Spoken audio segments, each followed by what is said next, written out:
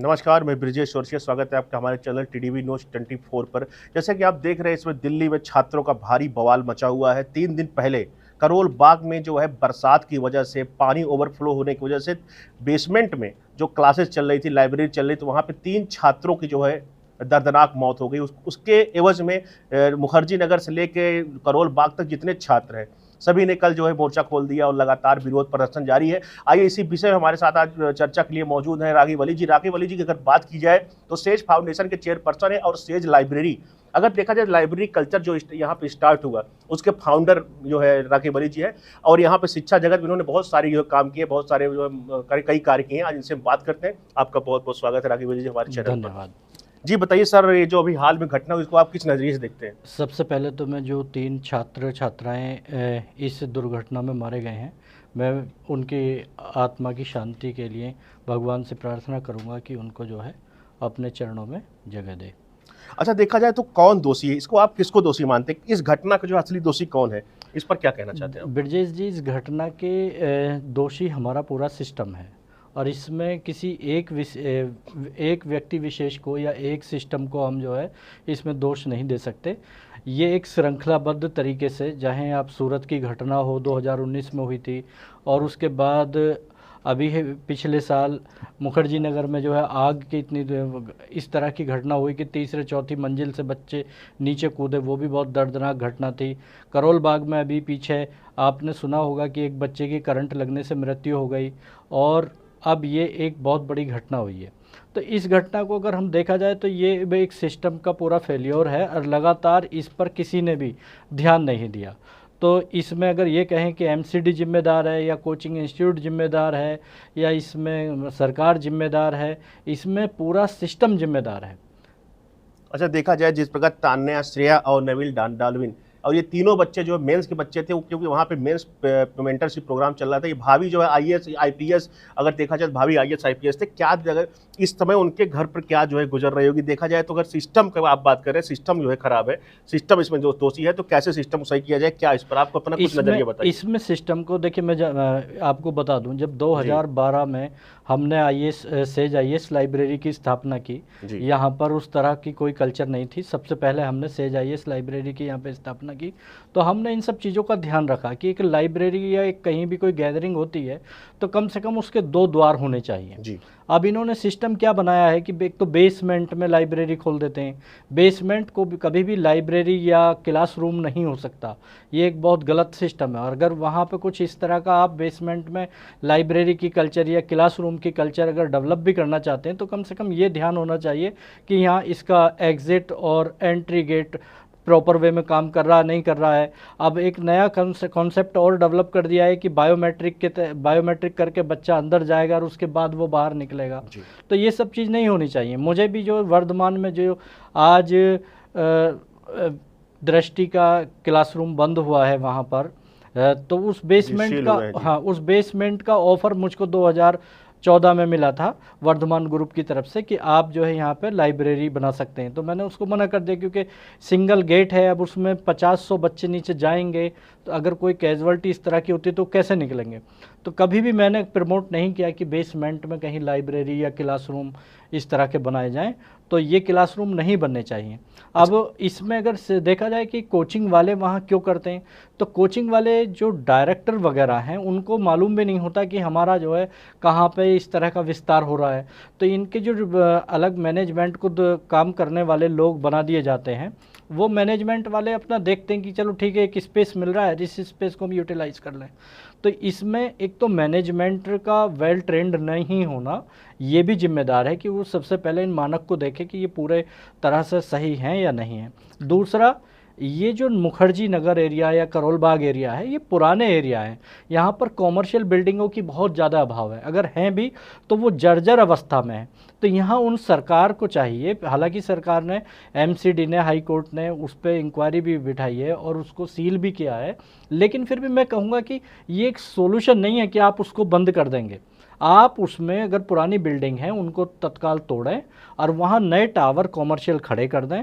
Commercial tower हों, उनके अंदर प्रॉपर व्यवस्था हो, सारे मानक पूरे देखे जाएं। जब ये लगभग पिछले 60-70 साल से दिल्ली में ये कल्चर चल रही है। अच्छा, आपको क्या लगता है जिस प्रकार से जब घटनाएं हो जाती तो ये सील कर चले जाते हैं, मानक यही है? मानक क्या कहता है, पहले कार्रवाई होनी चाहिए, पहले ये सब जो ढीला ढवाली एमसीडी तरफ देखा जा रहा है, अगर आज जो है घटना घटी तो आज सारी कोचिंग सील हो गई, इस पर क्या कहना चाहिए? बिल्कुल सही बात है ये कि ऐसा होता है कि जब कोई घटना घटती है तो एमसीडी भी आ जाती है और उसमें प्रशासन भी आ जाता है, कोचिंग वाले भी करते हैं। तो कुछ कमियां प्रशासन की तरफ से, प्रशासन उसको तभी जागरूक होता है जब कोई घटना घटती है।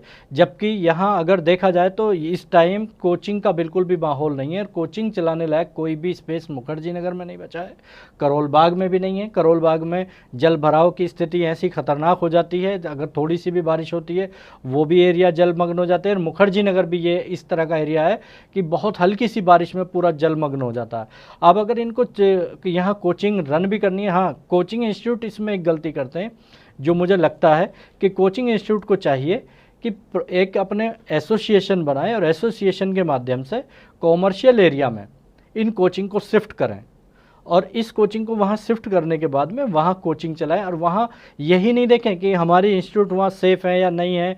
बच्चों के साथ भी एक प्रॉब्लम्स आती है। कुछ कोचिंग ने, जैसे बड़ी बड़ी कोचिंग हैं, वो नोएडा शिफ्ट की हैं लेकिन वहाँ स्टूडेंट्स नहीं जाता। वजह क्या है कि स्टूडेंट्स के लिए पेइंग कैपेसिटी के हिसाब से वो कॉस्टली एरिया है और वो लोग वहाँ पर अफोर्ड नहीं कर पाते। तो इनको ये चाहिए कि एक इस तरह का सेटअप वहाँ बनाएं जो बच्चों के बजट से भी जुड़ा हुआ हो। अब कोचिंग के बजट तो आप लोग बढ़ाते जा रहे हैं लेकिन बच्चों को नहीं देखते। 25-25 गज के छोटे छोटे कमरे के रेंट अगर आप यहाँ के लोकल एरिया में देखें 10,000 12,000, फैसिलिटी के नाम पे 0 है। उसमें अगर एक टाइम खाना बन जाता है तो फिर वो बच्चा 5-6 घंटे उसमें पढ़ने लायक नहीं बचता। उसी के अंदर किचन है, उसी में सब कुछ, बाथरूम वगैरह सब कुछ उसी के अंदर है। तो ये सिस्टम थोड़ा सा बदलना चाहिए। बहुत से एरिया गवर्नमेंट को एक ऐसी गाइडलाइंस बनानी चाहिए जो ये पूरा इस पर थोड़ा ध्यान दिया जाए।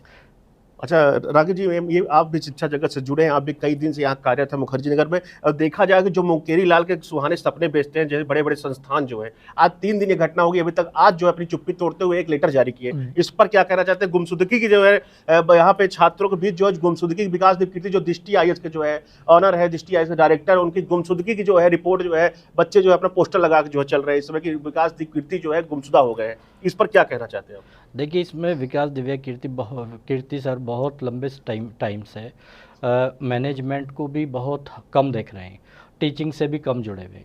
इसमें कहीं ना कहीं कोई भी अगर एक फॉल्ट निकलता है तो इनके मैनेजमेंट का निकलता है जिसने इसका विस्तार किया और ये बेसमेंट में ले गए। अदरवाइज़ विकास सर ने कभी भी जो है बेसमेंट को प्रीफर नहीं किया है। ये 2017-18 से ही किसी ने इनको सलाह दी और बेसमेंट में ले गए। नहीं, इनकी कोचिंग इंस्टीट्यूट सब सेफ जगह है, लेकिन फिर भी जो इस तरह की घटना हुई है, इनका क्लियरेंस आया है, देरी से आया है, तो उन्होंने उसमें क्षमा प्रार्थी भी किया है, लेकिन फिर भी बहुत देर से आया है। और इन्हीं को ये पहल करनी चाहिए। सबसे ज़्यादा अगर स्टूडेंट हैं तो दृष्टि कोचिंग सेंटर के हैं, इनको ये पहल करनी चाहिए कि इस पूरे सिस्टम को मुखर्जी नगर से कहीं दूसरी जगह शिफ्ट करें या यहीं करें।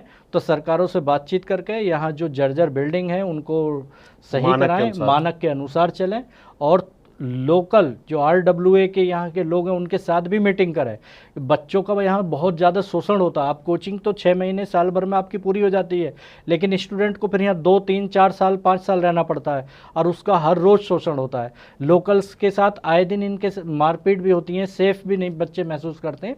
तो ये भी इनकी जवाबदेही होती है। जब बच्चा आपको देखकर यहाँ आता है तो थोड़ा सा RWA के लोगों से भी बातचीत करके उनके रेंट पे भी कंट्रोल करें और थोड़ा कोचिंग के बारे में भी सोचें कि जो हम दे रहे हैं बच्चे को, तो केवल एजुकेशन नहीं, हम फैसिलिटीज़ में क्या क्या उनको दे रहे हैं उसको भी पूरा ध्यान रखा जाए, ताकि भविष्य में कोई ऐसी घटना ना घटे। जिस प्रकार से आप देख रहे हैं अंधाधुंध फीस वृद्धि हुई, 2,40,000 रुपये इसमें दृष्टि जो फीस कर रही है, 2,40,000 रुपये एक छात्रों पे। और अगर देखा जाए मानक, आपने भी मानक की बात की, क्या मानक है, कौन सी इनके क्लासेस की मानक क्या है? एक एक बैच में 700 बच्चे पढ़ रहे हैं, भूसा की तरह ठूसे गए हैं। अगर कोई हादसा हो जाता कितनी मतलब जनों की हानि होगी, बताइए आप इस पर क्या कहना चाहिए? देखिए, UPSC का एक सिलेबस बहुत ब्रॉड सिलेबस है। उसके हिसाब से अगर देखा जाए दिल्ली में, जैसे आप कहते हैं कि 25 गज का रूम और उसके रेंट जो है 12,000 10,000 इस तरह से है। अब पूरा सिलेबस को तैयार करने के लिए जो फैकल्टी आती है वो भी बहुत कॉस्टली होती है। उस फैकल्टी को भी इन्हें पैसा देना होता है। और जो कि यहाँ स्पेस की भारी कमी है, स्पेस की भारी कमी है, तो वो लैंडलॉर्ड जो यहाँ के हैं वो भी उसके रेंट बढ़ाते चले जाते हैं। पता लगा 11 महीने का आपको एग्रीमेंट कर दिया और 11 महीने के बाद में सर या तो 10% बढ़ाइए, नहीं तो हम दूसरे को दे रहे हैं। तो मजबूरी में इनको भी जो है लैंडलॉर्ड को भारी फीस देनी पड़ती है, जिसकी वजह से वही सब कहाँ से लाएंगे, स्टूडेंट्स से लेंगे। तो अननेसेसरी स्टूडेंट्स का ही शोषण हो रहा।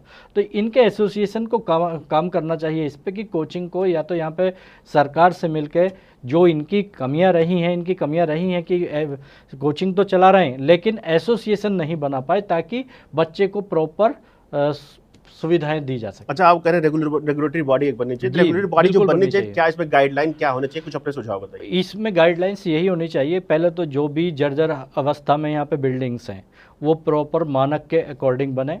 फायर सर्विस की उसमें अग्निशमन की पूरी व्यवस्था होनी चाहिए, पानी की व्यवस्था होनी चाहिए, बाथरूमों की यहाँ बहुत बड़ी समस्या है। यहाँ देखा होगा आपने वर्धमान मॉल के अंदर, कल आप गए होंगे कि 1-2 बाथरूम है टूटे फूटे और वो उसमें भी लॉक लगाए जाते हैं, बाथरूम के लिए लॉक लगा दिए जाते हैं, जब कोचिंग खुलेगा तभी वो उनको खोल दिया जाता है। उनमें इतनी दुर्गंध आती है कि बच्चे जो है वहाँ सांस भी नहीं ले सकते। वो भी सब प्रॉपर व्यवस्था होनी चाहिए। बिल्डिंग अगर जर्जर है तो उसको बिल्कुल उसके मानक के अकॉर्डिंग आए। हर एक फैसिलिटी का उसके अंदर ध्यान हो। क्लासरूम हो तो एग्जिट एंट्री गेट बिल्कुल अलग अलग प्रॉपर वे में रन करने चाहिए। ये सब व्यवस्था यहाँ पर होनी चाहिए। अच्छा, देखा जाए तो जिस प्रकार से आप कह रहे हैं जो है कि देखा जाए तो एक छात्र यहाँ पे आता है 2,40,000 रुपये फीस पे करता है, उसके बाद 15,000 रुपया, 15 से 20,000 रुपये महीने जो है यहाँ पे अपना जो है जीवन निर्वहन के लिए जो खर्चा करता है। उसके बाद भी यहाँ आप देख सकते हैं सेफ्टी फीचर के नाम पे कुछ भी नहीं है। उसके बाद जो है छात्र 10 बाई 12 के रूम में रह के 10,000 रुपये जो है रेंट देते हैं, जिसमें वेंटिलेशन भी नहीं होता। सर ने बताया कि वेंटिलेशन तक नहीं होता। तो सर ये बताइए आप, इस घटना का एमसीडी कितना जिम्मेदार है, इस पर क्या कहना चाहते हैं? सर इसमें एमसीडी जिम्मेदार है, हालांकि एमसीडी काम कर रहा है, लंबे समय से काम कर रहा है। एक ब्रिजेश जी एक बात और बता दूं, कई दिन से मैं देख रहा हूँ वीडियो वगैरह में ये कहते हैं कि प्रशासन जो है यहाँ मिली भगत से इनकी कोचिंग चल रही है और ये करप्शन करते हैं। मैं 10-12 साल से बिल्कुल देख रहा हूँ कि आज तक मुझसे कोई मांगने के लिए ये नहीं आया कि एमसीडी वाला कि आप पैसे दीजिए, आपका जो है ये काम अधूरा है, एनओसी आपको चाहिए कि मैं पैसा दीजिए तब करेंगे। 1-2 बार बातचीत हुई है तो वो ये कहते हैं कि ये यहाँ चलाने लायक नहीं है, मानक पूरे कीजिए तब इसको चलाइए, हम नहीं चाहते कि हम आपका बंद कर दें और कल को जो है बच्चों का कैरियर से खराब परेशान हो बच्चे, क्योंकि वो भी जानते हैं कि बच्चे दूर दराज से आते हैं, एडमिशन लिए हुए, अगर हम बंद कर देंगे तो उन बच्चों का भविष्य खतरे में पड़ जाएगा। वो बार बार कहते हैं, लेकिन उसके बावजूद भी कोचिंग वाले कहाँ जाएं? इसमें सरकार को पहल करनी पड़ेगी। सरकार को इतनी इस तरह की एक पूरी सिस्टम डेवलप करना पड़ेगा, चाहे वो फरीदाबाद करें, गुड़गांव में करें या नोएडा करें या आपके नज़दीक में यहाँ से ट्रोनिका सिटी पड़ता है वहाँ पे करें, और कोचिंग वालों को उसमें सपोर्ट करना चाहिए। सारे कोचिंग एक साथ वहाँ पर शिफ्ट करें और बच्चों के रहने के लिए भी एक व्यवस्था हो कि आपके 10-20 हज़ार या 1-आध लाख बच्चे वहाँ आसपास प्रॉपर तरीके से रह सकें।